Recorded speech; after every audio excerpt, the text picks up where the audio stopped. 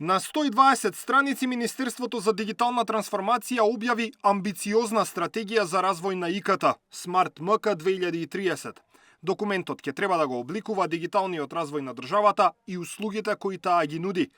Дигитален паричник и електронски идентитет за секој граѓанин, терминал за услуги на јавен простор, пристап до гигабитен интернет до секое домаќинство, драстично подобрување на дигиталните вештини на населението, за двојно зголемување на продуцирањето на IT кадри на македонските факултети. Ова се главните задачи кои државата си ги постави сама на себе, а ќе треба да ги спроведе за 5 години од сега.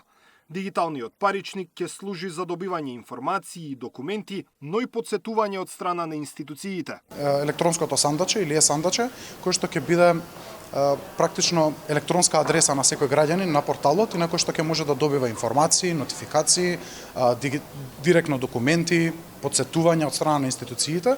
Ќе тестираме со една најкористена според мене можност, а тоа е при истекување на лична карта, секој граѓанин на 3 до 6 месеци од рокот, како што е пропишано во законот, ќе добие нотификација во неговото сандаче дека за одреден број на денови му истекува личната карта и дека може да со аплицирање на порталот да си закаже термин да си ја обнови. Терминалите за услуги пак ќе бидат поставени на јавни места, трговски центри, пошти, киосци.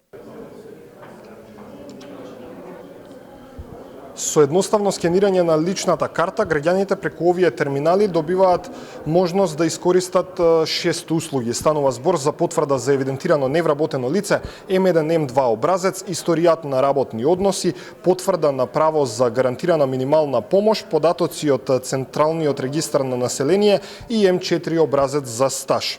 Со едноставно барање, терминалот дава опција да може да се испринта на лице место и практично документот да се добие за помалку од 2 минути.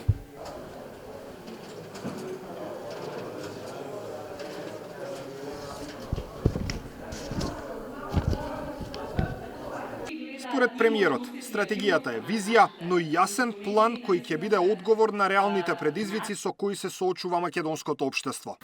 Дигиталната трансформација не е само воведување нови технологии, таа е системски процес кој подразбира длабока промена во начинот на кој функционира државата, во културата на институциите и во односот кон граѓаните и бизнисот.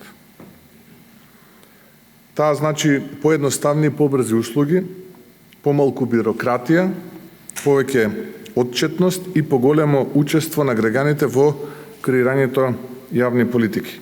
Сепак, оваа визија бара промена на 140 закони за институциите да ја изфрлат хартијата, а не само нови терминали. Вистинскиот успех ќе се мери ако се стави крај на чекањето по шалтери. Даниел Василев, Сител телевизија.